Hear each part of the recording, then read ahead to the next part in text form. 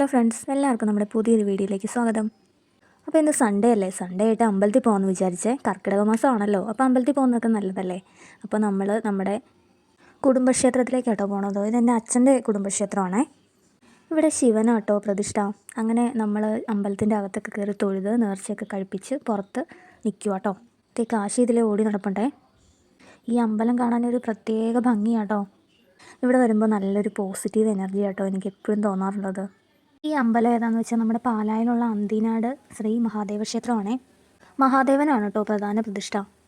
മഹാദേവ ക്ഷേത്രത്തിൻ്റെ വടക്ക് വശത്തായിട്ട് ഭദ്രകാളി ക്ഷേത്രവും ഉണ്ട് കേട്ടോ. ഞാൻ മിക്കപ്പോഴും ഈ അമ്പലത്തിൽ വരാറുണ്ടേ.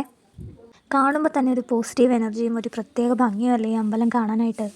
കാശിക്ക് ഒത്തിരി ഇഷ്ടം കേട്ടോ ഇവിടെ വരാനായിട്ട്. കാശിദേവിടെ ഓടിച്ചാടി നടപ്പുണ്ടേ. മഹാദേവ ക്ഷേത്രത്തിൽ നിന്ന് സ്റ്റെപ്പ് ഇറങ്ങി വേണം കേട്ടോ ഭദ്രകാളി ക്ഷേത്രത്തിലേക്ക് എത്താനായിട്ട്. അപ്പോൾ ഞാനിവിടെ ഭദ്രകാളി ക്ഷേത്രത്തിൻ്റെ ഫ്രണ്ടിലാണ് നിൽക്കുന്നത്. ഇവിടെ എന്തൊരു ഡാൻസ് കളിക്കണം എന്ന് എനിക്കുണ്ടായിരുന്നു കേട്ടോ. പക്ഷേ ആ ഡാൻസിന് പറ്റിയ കോസ്റ്റ്യൂമൊന്നും അല്ല കേട്ടോ ഞാൻ ഇട്ടിരുന്നത്. ഞാനൊരു ടോപ്പാണ് ഇട്ടിരുന്നത്. എന്തായാലും ഒരു ഡാൻസ് കളിക്കാമെന്ന് വിചാരിച്ച് ഞാൻ ഒരു ഡാൻസൊക്കെ കളിക്കുന്നുണ്ട് കേട്ടോ. കുറേ ആൾക്കാരുണ്ടായിരുന്നു ഈ അമ്പലത്തിൽ. നിന്ന് ഞായറാഴ്ച ആയതുകൊണ്ട് തന്നെ അപ്പോൾ ആൾക്കാരില്ലാത്ത സമയം നോക്കി തന്നെ കളിക്കണം കേട്ടോ. അപ്പോൾ ഞാൻ ആൾക്കാരില്ലാത്ത സമയം നോക്കി അമ്പലത്തിൻ്റെ സൈഡിൽ നിന്ന് കളിക്കുന്നുണ്ട് കേട്ടോ. പക്ഷേ അതൊന്നും ശരിയാവുന്നില്ല കേട്ടോ. ഞാൻ കളിക്കുമ്പോഴത്തേക്കും ഓരോരുത്തരായിട്ട് ഇങ്ങനെ തൊഴാനായിട്ട് വരുന്നുണ്ടേ. അപ്പോൾ ഞാൻ ഈ സ്ഥലം മാറ്റി പിടിച്ചു കേട്ടോ. പിന്നെ കാശിതേ അങ്ങോട്ടും ഇങ്ങോട്ടും എൻ്റെ ഫ്രണ്ടിൽ കൂടെ അങ്ങോട്ടും ഇങ്ങോട്ടും നടക്കുന്നുണ്ട് കേട്ടോ. എല്ലാവരും തൊഴുതു പോയി കഴിഞ്ഞ് കുറേ നേരം കഴിഞ്ഞിട്ടാണ് അമ്പലമൊക്കെ അടച്ചു കഴിഞ്ഞപ്പോഴാട്ടോ പിന്നെ ഞാൻ അടുത്ത ഡാൻസ് കളിക്കാൻ പോയത്. പക്ഷേ അതൊന്നും അത്ര ശരിയായില്ല കേട്ടോ. അമ്മയാണ് എൻ്റെ ക്യാമറാമാൻ. അപ്പോൾ നമ്മൾ എന്തെങ്കിലും ചെയ്തുകൊണ്ടിരിക്കുമ്പോൾ നമ്മളൊരു കുറേ പേരിങ്ങനെ നോക്കുമ്പോൾ നമുക്കത് ശരിക്കും ചെയ്യാൻ പറ്റില്ലല്ലോ. അപ്പം എനിക്ക് അങ്ങനെ ശരിക്കും ഡാൻസ് കളിക്കാൻ പറ്റിയില്ല കേട്ടോ. അപ്പം ഞാനിങ്ങനെ ഇരിക്കുവാണേ. എന്നിട്ട് പിന്നെ ഞങ്ങൾ മുകളിലേക്ക് മഹാദേവ ക്ഷേത്രത്തിൻ്റെ ഫ്രണ്ടിൽ കൂടെ തന്നെയാണ് കേട്ടോ പുറത്തേക്ക് ഇറങ്ങുന്നത്. അപ്പോൾ ഞങ്ങൾ പുറത്തേക്കൊക്കെ ഇറങ്ങിയേ എല്ലാം തൊഴുത് എല്ലാം കഴിഞ്ഞിട്ട് ഞങ്ങൾ കുറച്ച് നേരം കൂടെ അവിടെ നിന്നിട്ടുണ്ടായിരുന്നു കേട്ടോ.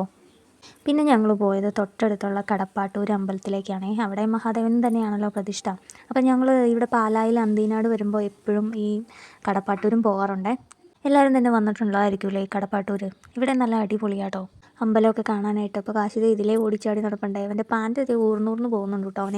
കഴിഞ്ഞും വലിയൊരു പാൻറ്റാണ് അവനിന്ന് ഇട്ടുകൊണ്ട് വന്നേക്കുന്നത്. അപ്പോൾ ഇടയ്ക്ക് കയറ്റി ഇടുന്നുണ്ട് കേട്ടോ.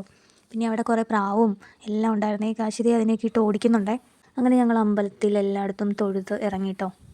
ഈ കടപ്പാട്ടൂർ അമ്പലത്തിന് 1000-ലധികം വർഷങ്ങൾ പഴക്കമുണ്ടേ എന്നാണ് കേട്ടോ പറയപ്പെടുന്നത്.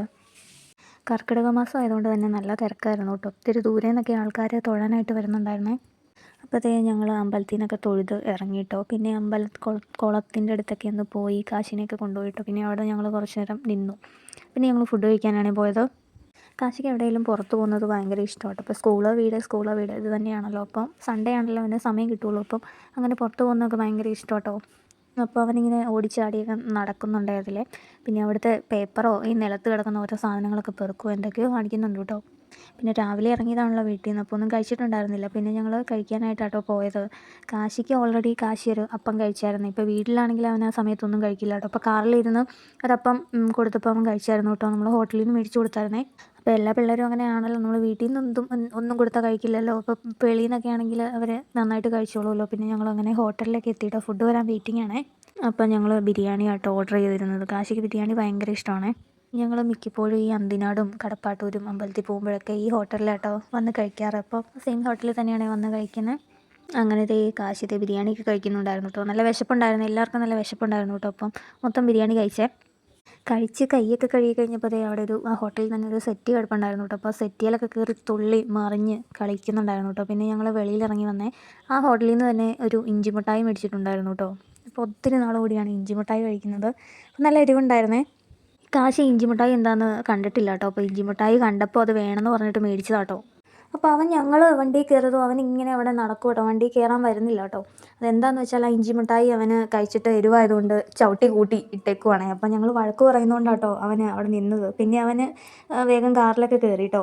അങ്ങനെ ഞങ്ങൾ വീട്ടിലൊക്കെ വന്നേ. രാത്രിയിൽ പയറും കഞ്ഞിയാട്ടോ കഴിച്ചത്. അപ്പോൾ ഇന്നത്തെ ഒരു ചെറിയ വീഡിയോ ഇത്രയേ ഉള്ളേ.